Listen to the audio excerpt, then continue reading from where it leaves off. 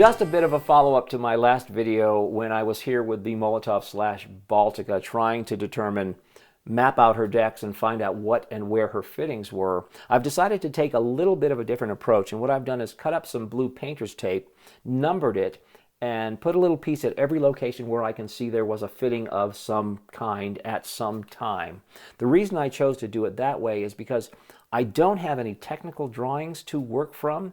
And by having a visual reference on the model of where something is, when I compare it to a photograph, it'll be very, very helpful. So I'm taking my numbers, I'm entering them into an Excel spreadsheet.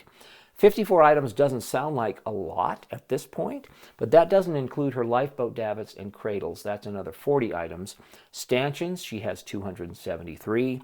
Mast base, mast tables, mast head lights, mast hoops, cargo boom fittings, anchors, propellers.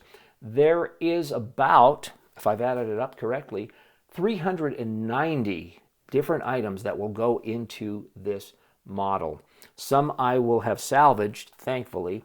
A lot of them, hopefully, I will source and will only end up having to fabricate 40 to 50 items. But that's a lot of work.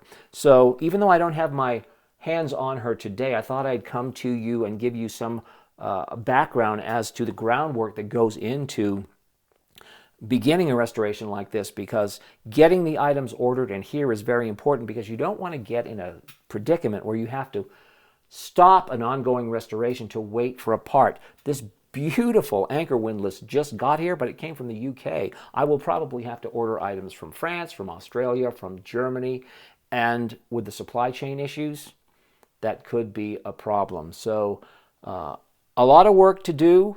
My hands aren't on her today, but stay with me. They will be shortly. And until then, take care, and I'll see you soon.